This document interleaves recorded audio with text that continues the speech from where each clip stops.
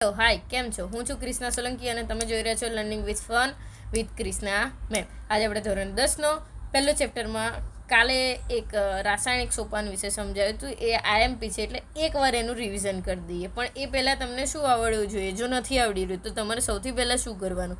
તો કે તમારે બધી જ સંજ્ઞા આવડવી જોઈએ. કે ઝીંકની સંજ્ઞા શું છે? તો કે Zn. મેગ્નેશિયમની સંજ્ઞા શું છે? તો કે Mg. બરાબર. ઓક્સિજનની સંજ્ઞા O, નાઇટ્રોજનની સંજ્ઞા N. કેટલીક અગત્યની છે જે તમારે યાદ રાખવી પડશે, જેમ કે સલ્ફરની S. બરાબર. અહીંયા એક સૂત્ર આપ્યું હતું કાલે, આપણે જોયું હતું Fe+H2O, Fe3O4. આ પૂછાઈ શકે એવો ક્વેશ્ચન છે, એટલે ફરી રિવિઝન કરાવું છું. એના કેટલાક સોપાન છે, સોપાન યાદ રાખવાના. પહેલી વાર શું કરવાનું? જે સૂત્ર છે એ લખી દેવાનું. બરાબર, ખાનાની અંદર. બીજું શું કીધું? તો કે પરમાણુ. હવે યાદ રાખવાનું, પ્રક્રિયક હંમેશા ડાબી બાજુ અને નિપજ આવે જમણી બાજુ. બરાબર. હવે અહીં જુઓ, અહીંયા તમે જોશો ધ્યાનથી તો આ પ્રક્રિયકમાં એક જ Fe છે, જ્યારે મળે કેટલા છે? 3. આ બાજુ એક જ ઓક્સિજન છે, મળે કેટલા છે? 4. તો આ ચાલે નહીં. હાઇડ્રોજન તો આ બાજુ પણ 2 છે અને આ બાજુ પણ 2 છે. હવે તમારે શું કરવાનું? જો તમે અહીંયા તમારે પહેલું બીજું સ્ટેપ પત્યું, પછી ત્રીજા સ્ટેપમાં શું કરવાનું? તો કે એવો આપણે શોધવાનો સંયોજનમાં સૌથી વધારે પરમાણુ ધરાવતો હોય ને એને આપણે કરવાનું. તો આપણે જોયું કે Fe3O4 એટલે ઓક્સિજન કેટલા છે? 4. તો હવે જે પેલું સૂત્ર હતું ને, Fe+H2O gives Fe3. આ બાજુ જ લખીએ. ચલો, અહીંયા છે Fe+H2O. શું આપશે? તો કે Fe3O4 +H2. તો અહીં તમે જુઓ, અહીં હાઇડ્રોજન 2 છે, અહીં હાઇડ્રોજન 2 છે, પણ અહીં ઓક્સિજન 4 છે. હવે મેં તમને ત્રીજું સ્ટેપ શું કીધું? કે તમારે ઓક્સિજન સરખા કરવા હોય તો શું કરવું પડે? તો કે Fe+4H2O Fe3O4 +H2. આવું થાય. હવે તમે જુઓ, અહીં 4 દુ 8 થાય, તો અહીંયા પણ H2ની આગળ શું મૂકવા પડે? 4. હવે આ બાજુ ઓક્સિજન 4 થઈ ગયા, આ બાજુ. હવે Fe3 છે, તો આગળ શું મૂકવું પડે? 3 Fe કરવું પડે, તારે સંતુલિત સમીકરણ થાય. હવે ચલો આ બાજુ જોઈએ આપણે કેવી રીતે કર્યું છે. મેં સંતુલિત કરવા શું કર્યું? 4 વડે ગુણ્યું. તો હવે 4 વડે ગુણો તો બંને બાજુ ગુણવું પડે, એટલે અહીં Fe રહેવા દીધું, પણ અહીં 4 વડે ગુણે એટલે હાઇડ્રોજન કેટલા થયા? 4 દુ 8. તો અહીં હાઇડ્રોજન એમને એમ જ રહેવા દીધા, ખાલી 4 વડે ગુણ્યું છે. પછી શું કર્યું? તો કે હવે હાઇડ્રોજન સમતુલિત કર્યા. પહેલાં ઓક્સિજન સમતુલિત કર્યા, પછી હાઇડ્રોજન કર્યા. તો બંને બાજુ કેટલા આવ્યા? આ બાજુ 8 છે, તો આ બાજુ પણ 8 થાય. હવે છેલ્લા સમીકરણમાં શું કરવાનું? તો કે હાઇડ્રોજન થઈ ગયા, ઓક્સિજન સમતુલિત થઈ ગયા. હવે બાકી શું રહ્યું? તો કે આયન. તો કે આયનને સમતુલિત કરવા માટે કેટલા વડે ગુણવું પડશે? તો કે 3 વડે. તો 3 વડે ગુણ્યું એટલે આ બાજુ Fe3O4 થઈ ગયું અને આ બાજુ પણ 3 થઈ ગયું. ક્લિયર? અને છેલ્લું છે સમીકરણની ખરાઈ કરવાની, એટલે એનું એ સમીકરણ તમારે સમતોલિત સમીકરણ છે એવી રીતે દર્શાવવાનું. હવે એક અગત્યની વસ્તુ છે જે કદાચ કાલ કહેવાની રહી ગઈ હતી, આજે આપણે જોઈ લઈએ. જો કોઈ પદાર્થ ઘન હોય તો એને સોલિડ અવસ્થા કહેવાય, એટલે S વડે દર્શાવવાનો. પ્રવાહી હોય તો એને લિક્વિડ કહેવાય, એટલે L વડે દર્શાવવાનું. હવે એક બીજું છે, એ છે જલીય. જલીય માધ્યમ જ્યારે હોય ત્યારે એક્વિયસ એટલે કે EQ વડે દર્શાવવું પડે. શક્ય છે કદાચ વાયુ સ્વરૂપે કોઈ મળતું હોય તો એને G વડે દર્શાવવું પડે. આ બધી જ સંજ્ઞા તમારે લખવાની રહેશે. મતલબ અહીંયા જે સૂત્ર લખ્યું છે એ આવું છે, જુઓ ધ્યાનથી. શું લખ્યું છે? 3Fe આવી રીતે લખ્યું છે, હું તમને બતાવું છું. 3Fe પછી કૌંસમાં S લખ્યો છે. Sનો મતલબ કે આ કેવું છે? ઘન થયું. કેવું થયું? ઘન. +4H2O કૌંસમાં G લખ્યો છે, તો G એટલે વરાળ, વાયુ સ્વરૂપે છે એવું કીધું. બરાબર. તો મળતી સંખ્યામાં જે Fe3O4 છે, Fe3O4 એ આપણને સોલિડ અવસ્થા એટલે કે ઘન સ્વરૂપમાં મળે છે, અને હાઇડ્રોજન વાયુ જે 4H2 છે એની બાજુમાં નાના અક્ષરે G લખેલો છે. એવું સમજાય છે કે હાઇડ્રોજન વાયુ મળે છે. તો આની ખાસ ધ્યાન રાખવું. આ આઈએમપી છે, તબક્કા પૂછાઈ શકે એવા છે, તો એકવાર તૈયાર કરજો. પછી એક બીજું સમીકરણ આપેલું છે, જુઓ શું કીધું છે.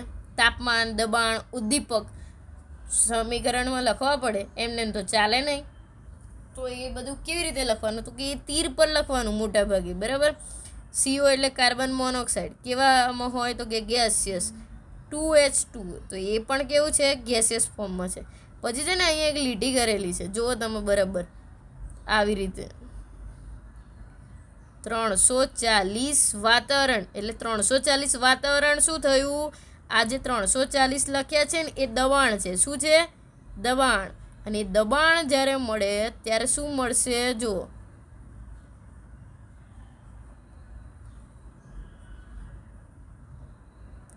તો તમને શું મળ્યું? CH3OH મળશે, બરાબર. હવે બીજું એક પૂછ્યું છે જે છે કાર્બન ડાયોક્સાઇડ. કાર્બન ડાયોક્સાઇડ અને પાણી સૂર્યપ્રકાશની હાજરીમાં ક્લોરોફિલ સાથે આ જે છે ને એ પ્રકાશ સંશ્લેષણની પ્રક્રિયા બતાવે. શું બતાવે છે? પ્રકાશ સંશ્લેષણની, જે આપણે ભણી ગયેલા છીએ, બરાબર. પ્રકાશ સંશ્લેષણ વનસ્પતિ પોતાનો ખોરાક જાતે બનાવે છે એનું. તો કે જ્યારે કાર્બન ડાયોક્સાઇડ અને પાણીની સૂર્યપ્રકાશ અને ક્લોરોફિલની હાજરીમાં શું બનાવે? ગ્લુકોઝ બનાવે અને ઓક્સિજન છૂટો પડે છે, બરાબર. જો અહીંયા ઓક્સિજન એક્વિયસ એટલે જલીય માધ્યમ બતાવ્યું છે. ચલો, હવે રાસાયણિક પ્રક્રિયાના પ્રકાર આપણે કાલે સમજી ગયા હતા. સંયોગીકરણ પ્રક્રિયા. સંયોગીકરણ પ્રક્રિયામાં શું કીધું? સંયોગીકરણ એટલે શું? તો કે એક પહેલાં આપણે થોડીક માહિતી લઈએ. જો શું કીધું છે? કેલ્શિયમ ઓક્સાઇડની પાણી સાથેની પ્રક્રિયાથી ફોડેલો ચૂનો બને છે એવું કહે છે. એટલે કેલ્શિયમ ઓક્સાઇડને શેના વડે દર્શાવે? તો CaO વત્તા H2O એટલે તો પાણી. હવે તો આવડી ગયું. હવે જો અહીં CaO છે ને સોલિડ સ્વરૂપે દર્શાવે છે. પાણી કેવું હોય? પ્રવાહી એટલે લિક્વિડ સ્વરૂપે. પછી એમાંથી શું બન્યું? તો કે CaOH ટ્વાઇસ અને ઉષ્મા એટલે કે ગરમ થયું એમ. આ બીકર કેવું થઈ ગયું હશે? ગરમ. તો સંયોગીકરણની પ્રક્રિયા કેવી રીતે કહે? કે કેલ્શિયમ ઓક્સાઇડ એક પ્રક્રિયક અને બીજો પ્રક્રિયક પાણી, એ બંનેથી ભેગા થઈને શું બન્યું? કેલ્શિયમ હાઇડ્રોક્સાઇડ બન્યું, બરાબર. આ શું બન્યું? તો કે આ નીપજ છે. તો કે બે પ્રક્રિયકો ભેગા થઈને એક નીપજ આપે તો એને કઈ પ્રક્રિયા કહેવાય? સંયોગીકરણની પ્રક્રિયા કહેવાય. હવે જો અહીંયા બીજું એક ઉદાહરણ પણ આપ્યું છે કે કાર્બન સોલિડ અવસ્થા અને ઓક્સિજન ગેસિયસમાં તો શું બને? કાર્બન ડાયોક્સાઇડ બને. શું બને? આ કાર્બન ડાયોક્સાઇડથી આપણે દહન મતલબ કે કોઈ જગ્યાએ આગ લાગી હોય તો એને ઓલવી શકીએ છીએ. એવી રીતે બીજું એક બનાવ્યું છે આ લોકોએ, તો કે હાઇડ્રોજન ગેસ અને પાણી બે ભેગા થઈને શું બનાવે? H2O. આ H2O એટલે શું? તો કે પાણી, બરાબર. તો આ બધી પ્રક્રિયા શેની થઈ? કાર્બન ડાયોક્સાઇડ બનવું, પાણી બનવું, પછી કડી ચૂનો બનવું, બરાબર. આ બધું શું થયું? તો કે આ બધું જ થયું સંયોગીકરણની પ્રક્રિયા. પછી પેલું આગળ આવ્યું હતું ને કેલ્શિયમ હાઇડ્રોક્સાઇડ બન્યું. હવે કેલ્શિયમ હાઇડ્રોક્સાઇડ જ્યારે કાર્બન ડાયોક્સાઇડના સંપર્કમાં આવે ને તો કેલ્શિયમ કાર્બોનેટ બનાવે, CaCO3 અને પાણી બનાવે, બરાબર. એટલે તમે દિવાલ જુઓ ને થોડાક દડા રહીને ચમકી જાય એવી લાગે તમને. એનું કારણ શું? એ કાર્બન ડાયોક્સાઇડ સાથે પ્રક્રિયા કરી કેલ્શિયમ કાર્બોનેટ બનાવેલું હોય છે, બરાબર. આરસપાણ જે હોય ને આરસપાણ એનું સૂત્ર શું છે? CaCO3, બરાબર. એના સિવાય જે કુદરતી વાયુનું સળગવું, તો કે દેખો મિથેન ગેસ છે એ જ્યારે ઓક્સિજનના સંપર્કમાં આવે, યાદ રાખવાનું કોઈ પણ વસ્તુ સળગવા માટે સૌથી અગત્યનું શું હોય? ઓક્સિજન. તો જ્યારે એ કાર્બન ડાયોક્સાઇડ અને પાણી બનાવશે, બરાબર. હવે અહીંયા ગ્લુકોઝનું સૂત્ર આપ્યું છે, તમે જોઈ લો કે C6. હવે તમારે યાદ રાખવું પડશે કે C6H12O6 એનું સૂત્ર છે તો તમને ખબર હોવી જોઈએ કે C6H12O6. હવે બોલતા પણ શીખવાનું. તો એને શું કહેવાય? ગ્લુકોઝ, બરાબર. તો એ શું છૂટું પાડશે? એ જ્યારે ઓક્સિજન સાથે પ્રક્રિયા કરે તો કાર્બન ડાયોક્સાઇડ, ઉર્જા અને પાણી મળે છે, બરાબર. આપણા શરીરમાં હોય કે વનસ્પતિના શરીરમાં આ જ વસ્તુ થાય. હવે આવી વિઘટનની પ્રક્રિયા. વિઘટનની પ્રક્રિયા એટલે શું? કે એક જ પ્રક્રિયક હોય ને એમાંથી નીપજ કેટલી મળે? 2 કે 2 થી વધુ. તો ચાલો જોઈએ. અહીંયા આ બેન છે. હવે તમે ધ્યાનથી જોજો, એમણે શું કર્યું છે?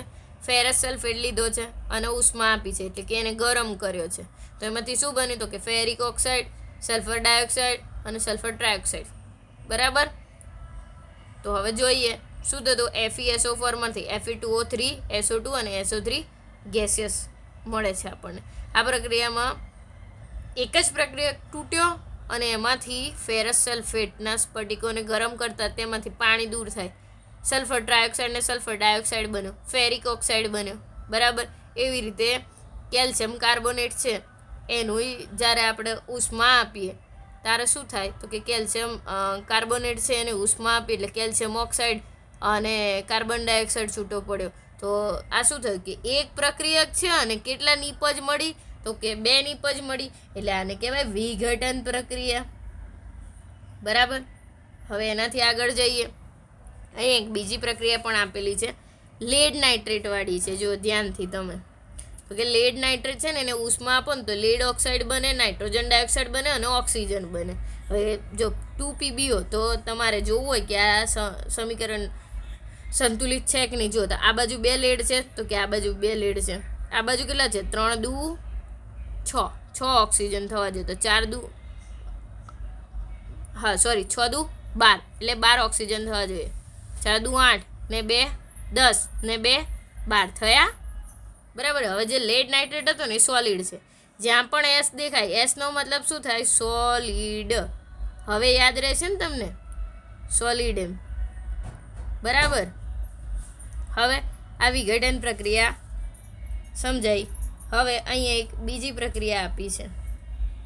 એમાં શું કીધું છે કે સિલ્વર ક્લોરાઇડને જ્યારે સૂર્યપ્રકાશની હાજરીમાં એ કરવામાં આવે તો સિલ્વર અને ક્લોરીન 2 છૂટા પડે છે. હવે જે ક્લોરાઇડનું રૂપાંતર થાય ને એ રાખોડી રંગના પદાર્થમાં હોય. કેવો કલર હોય તો થાય એનો? રાખોડી રંગ. બરાબર. ચાલો પછી આપી છે સિલ્વર બ્રોમાઇડની પ્રક્રિયા પણ આપી છે. આ બધી જ પ્રક્રિયા વિઘટનની છે. તમે જુઓ કે AgBr લખેલું છે એટલે કે સિલ્વર બ્રોમાઇડ. હવે તમને ખબર હોવી જોઈએ કે સિલ્વર એટલે ચાંદી, ચાંદીની સંજ્ઞા શું છે? Ag અને બ્રોમાઇડની સંજ્ઞા શું છે? Br. તો તમને હવે યાદ રહેવું જોઈએ કે સિલ્વર બ્રોમાઇડ એટલે AgBr એવું ક્યાંક આવતું હશે. એને જ્યારે સૂર્યપ્રકાશની હાજરી મૂકો એટલે સિલ્વર અને બ્રોમાઇડ 2 અલગ અલગ થઈ જાય છે. બરાબર. ઉપર દર્શાવેલ પ્રક્રિયામાં શ્યામ અને શ્વેત ફોટોગ્રાફીમાં બ્લેક એન્ડ વ્હાઇટ ફોટોગ્રાફી કરતા હતા ને ત્યારે એ આ સિલ્વર બ્રોમાઇડ વાપરવામાં આવતું હતું. તમે તમારા મમ્મી પપ્પાના ફોટા જુઓ ને તો તમને ખબર પડશે. હવે જ્યારે આમાં એક સરસ વાત કીધી છે ને તમારે સમજવા જેવી વસ્તુ છે કે જ્યારે વિઘટનની પ્રક્રિયા તોડવા માટે ઉષ્મા, પ્રકાશ અને વિદ્યુત સ્વરૂપે ઉર્જા જરૂરી છે. ઉર્જા શોષાતી હોય તો ઉષ્મા શોષક અને ઉર્જા છૂટી પડે. હવે આ તમને પૂછાય ને એવો પ્રશ્ન છે. ઉષ્મા શોષક કોણે કહેવાય? ઉષ્મા શોષક એટલે કે જ્યારે પ્રક્રિયા થતી હશે તો એમાં શું થશે? ઉષ્મા જે હશે એ શોષાશે તો એને ઉષ્મા શોષક કહેવાય. અને એની જગ્યાએ જો ઉષ્મા આપે તો એને ઉષ્મા શેપક કહેવાય. એટલે કે પ્રક્રિયા કરો ને ત્યારે એ પ્રક્રિયા જે આપણે જે પકડ્યું હોય ને બીકર એ ગરમ થઈ ગયેલું હશે એ શું કહેવાય? ઉષ્મા શેપક. બરાબર. હવે વિસ્થાપનની પ્રક્રિયા દર્શાવી છે. અહીંયા કોપર સલ્ફેટ છે. આ જે ભૂરા રંગનું દ્રાવણ હોય ને એ હંમેશા કોપર સલ્ફેટનું હોય. શેનું હોય? કોપર સલ્ફેટનું. હા. એમાં એક ખીલી મૂકી છે. એ ખીલી તમારે જોવાની છે તો શું થશે? એના ઉપર છે ને એક આવરણ બની જશે. તો ચાલો આપણે જોઈએ. એમાં શું કીધું? અહીંયા છે ને તમને પ્રયોગ સમજાવું. ચાલો 3 ખીલી લીધી છે અને કાચ પેપર વડે ઘસી નાખી છે. હવે 2 કસનળીઓ લો અને કસનળીમાં 10 ml copper sulphate. Copper sulphate એટલે થાય શું? સૂત્ર શું થાય? CuSO4 થાય. શું થાય? CuSO4. બરાબર. હવે એને કસનળીમાં કોપર સલ્ફેટના દ્રાવણમાં છે ને 20 મિનિટ ડૂબાડવાની છે. જો આ ડૂબાડેલી દેખાય છે અંદર, દ્રાવણથી અંદર છે, દ્રાવણની બહાર નથી. હવે કોપર સલ્ફેટને બહાર કાઢશો ને તો કોપર સલ્ફેટના દ્રાવણના રંગની તીવ્રતામાં સરખામણી કરવાની. તો તમે જોશો કે ડૂબાડેલી ખીલીઓની રંગની ખીલી કેવી આવી ગઈ હશે? અલગ કલર થયો હશે. એવું કેમ થયું? તો જો અહીંયા બતાવ્યું છે. તમે ધ્યાનથી જુઓ કે આ જે બહાર ખીલી હશે ને એ આવી હતી પણ જ્યારે એને કોપર સલ્ફેટના દ્રાવણમાં મૂકીને તો થોડી કથ્થાઈ કલરનો ઉપર પડ આવી ગયું. તો આવું કેમ થયું? તો કે અહીંયા છે ને વિસ્થાપનની પ્રક્રિયા થાય. એ વિસ્થાપનની પ્રક્રિયા અહીં સમજાયેલી છે. ચાલો હું તમને સમજાવું. અહીંયા છે ને આયન મૂક્યું કોની સાથે, તો કે કોપર સલ્ફેટના દ્રાવણમાં ખીલી મૂકી. હવે ખીલી લોખંડ કહેવાય તો લોખંડને Fe વડે દર્શાવવામાં આવે, બરાબર. તો એમાં એક્સચેન્જ ઓફર થઈ જાય. એક્સચેન્જ ઓફર એટલે એક જ વાર થાય. જેમ હું ઉદાહરણ તમને સમજાવું. જો આવું થશે. FeSO4 Fe છે અને કોપર સલ્ફેટ છે, બરાબર. આ બે ભેગા કરો ને તો શું થાય, આ FeSO4 સાથે જતું રહે એટલે FeSO4 બને. એટલે પેલું જે પડ બને એ અને કોપર શું થાય, છૂટો પડે, બરાબર. હવે તમે જોશો ખીલી કથ્થઈ રંગની થઈ ગઈ, કોપર સલ્ફેટનો રંગ ઝાંખો થઈ જાય. અહીંયા જુઓ તમે, આ પહેલાં કોપર સલ્ફેટનું દ્રાવણ આવું હતું, પછી જ્યારે એમાં ખીલી 20 મિનિટ માટે રહેવા દીધી તો 20 મિનિટ બાદ ખીલી જે છે ને એનો કલર કથ્થઈ કલરનો થઈ ગયો અને આપણું જે દ્રાવણ હતું ને એનો કલર આછો ભૂરો થઈ ગયો. કેવો થઈ ગયો, આછો ભૂરો, બરાબર. તો આ થઈ વિસ્થાપન પ્રક્રિયા. હવે વિસ્થાપન પ્રક્રિયા એકલી ના થઈ શકે, દ્વિવિસ્થાપન પ્રક્રિયા પણ થઈ શકે. પણ આપણે હમણાં શું જોઈએ, પહેલાં તો એવું ઉદાહરણ આપીએ. જેમ કે આ આપ્યું હતું એ આયનનું આપ્યું હતું. હવે ઝીંકનું આપીએ કે ઝીંકનું કોપર સલ્ફેટ સાથે કરો ને તો ઝીંક સલ્ફેટ અને કોપર છૂટો પડે. એટલે કે દરેક વખતે કોપર છૂટો પડે. લેડ સાથે કરો તો કોપર ક્લોરાઇડ સાથે કરો તો PbCl2 બનશે અને કોપર બનશે. ક્લિયર. હવે છે ને આપણે દ્વિવિસ્થાપન પ્રક્રિયા કરીએ. જો અહીંયા એક છે ને સૂત્ર આપેલું છે. એ સૂત્રમાં છે ને Na2 સોડિયમ સલ્ફેટ છે. Na2SO4 એટલે શું કહેવાય, સોડિયમ સલ્ફેટ, બરાબર. એ જલીય છે એક્વિયસ માધ્યમમાં. અને BaCl2 એટલે કે બેરિયમ ક્લોરાઇડ છે, બરાબર. એ પણ એક્વિયસ માધ્યમ છે. પણ હવે શું થશે ખબર, આ બે એક્સચેન્જ કરશે. બેરિયમ સાથે સલ્ફેટ જતો રહેશે ને સોડિયમ સાથે આપણું બની જશે ક્લોરાઇડ. એટલે આવું બને BoSO4 બને અને એક બને NaCl. NaCl એટલે આપણું મીઠું, બરાબર. મીઠાને સોડિયમ ક્લોરાઇડ કહેવાય રાસાયણિક ભાષામાં. હવે આવ્યું ઓક્સિજન અને રિડક્શન. આપણે બધાએ જોયેલું જ છે પણ આપણને સમજ પડી નથી. તો ચાલો આપણે એક જોઈએ. અહીં શું કીધું છે કે કોપરાનો ભૂકો ધરાવતી ચાઇનાની ડીશ, કોપરનો ભૂકો ધરાવતી કાળા રંગનો કોપર ઓક્સાઇડનું પડ જામી જાય છે.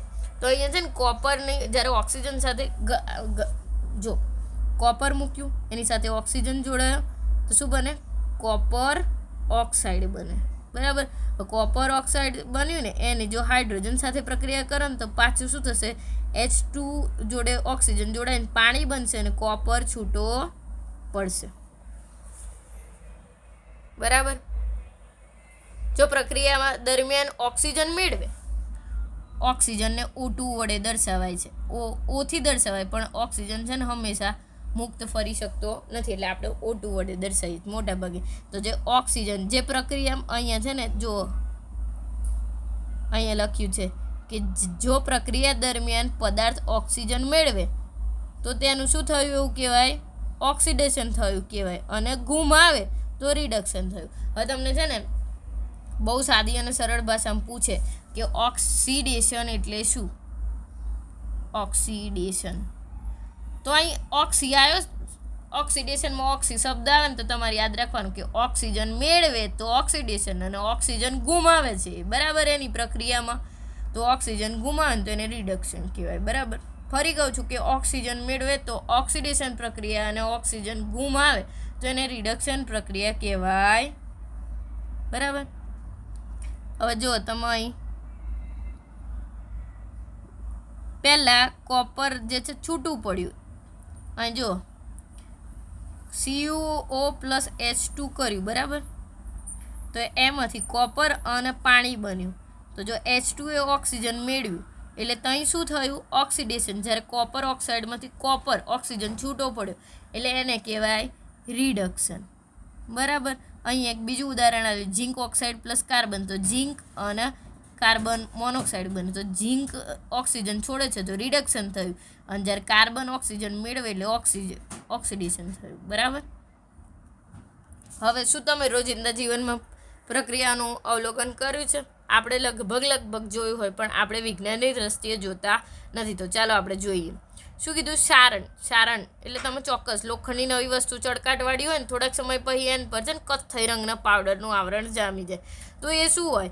લાલાશ પર તો કથ્થઈ રંગનો જે ચાલે ને એને આપણે લોખંડનું કટાવું કહીએ, પણ એ અન્ય ધાતુ આ જ પદ્ધતિ વડે ઝાંખી પડે. જેમ કે ચાંદીની સપાટી ઘણીવાર મૂકી રાખી હોય ને તો ઘણા બધી ચાંદીની સ્તર પર કાળા રંગ લાગી જાય. પછી તાંબાનો લોટો હોય આપણે ઘેર પૂજાનો, તો તમે જોયો હશે લીલા કલરનો થઈ જાય. તો આ બધું શું થયું? ઓક્સિડેશનની પ્રક્રિયાઓ છે, પણ આપણે ક્યારે ધ્યાન આપ્યું નથી. સારણના કારણે મોટરના ભાગો, પુલ, પાટા, જહાજ જેવી તમામ વસ્તુમાં ધાતુની ખાસ કરીને લોખંડની બનેલી નુકસાન થઈ જાય, સારણ થાય. બરાબર. ખોરાપણું એટલે શું? તો કે ચરબીયુક્ત તૈલી પદાર્થોનો સ્વાદ અથવા તો વાસ પારખેલા છે તમે ખરાબ સ્વાદ આવે એમ. બરાબર. તો ઓક્સિડેશનના પ્રતિકાર કરે એવા એન્ટીઓક્સિડન્ટ ઉમેરવામાં આવે, અને હવાચુસ્ત બંધ પાત્રમાં ખોરાક રાખવાથી ઓક્સિડેશન ધીમું થાય. એટલે તમે જ્યારે બજારના પડીકા લાવો ને તો એ ફૂલેલા હોય અને એમાં પ્રિઝર્વેટિવ નાખ્યા હોય જેથી ઓક્સિડેશન ના થાય. નહીં તો આપણે ઘેર ઘણીવાર બહુ સમય સુધી લોટ રહી જાય ને તો એ ખોરો થઈ જાય, અથવા કોપરું રહી જાય ને તો એનો સ્વાદ બદલાઈ જાય. તો આપણે આજે શું શીખ્યા એની વાત કરી લઈએ. તો કે સંપૂર્ણ પ્રક્રિયા સમીકરણો શીખ્યા. પ્રક્રિયકો કઈ બાજુ હોય? તો કે પ્રક્રિયકો હંમેશા કઈ બાજુ હોવાના? ડાબી બાજુ. અને નીપજ કઈ બાજુ મળશે? હંમેશા જમણી બાજુ. હવે એને અવસ્થા પણ હોય તો કે ફેરફારની બે અવસ્થા હોય, કાં ભૌતિક હોય કાં રાસાયણિક હોય. પછી રાસાયણિક સમતોલન કરે. સંયોગીકરણની પ્રક્રિયામાં શું થાય? તો કે સંયોગીકરણમાં બે કે બેથી વધુ પદાર્થો સંયોજાઈને એક જ પદાર્થ બનાવે. ત્યારે વિઘટનની પ્રક્રિયામાં શું થાય? એક પદાર્થમાંથી બે નીપજ મળે. બરાબર. ઉષ્મા શેપક એટલે શું? જો એ પ્રક્રિયા દરમિયાન ઉષ્મા મુક્ત કરે તો ઉષ્મા શેપક, અને ઉષ્મા શોષક એટલે કે પ્રક્રિયા દરમિયાન ઉષ્માનું શોષણ કરે તો. બરાબર. પછી કીધું છે જે પ્રક્રિયા ઉર્જા શોષાય તો ઉષ્મા શોષક. સંયોજન એક તત્વનું વિસ્થાપન બીજા તત્વ પર થાય તો એને વિસ્થાપન પ્રક્રિયા થાય.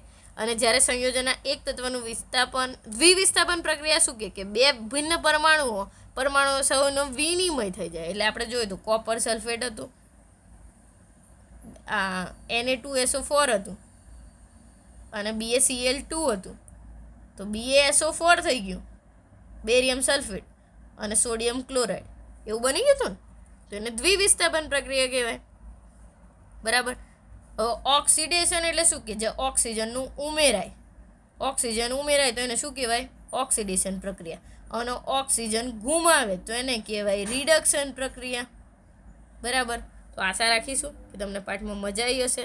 આવી જ નવી અપડેટ માટે મારી ચેનલને સબસ્ક્રાઈબ કરતા જાઓ, લાઇક કરતા જાઓ, અને બેલ આઇકન દબાવતા જાઓ, અને શેર કરજો. Thank you.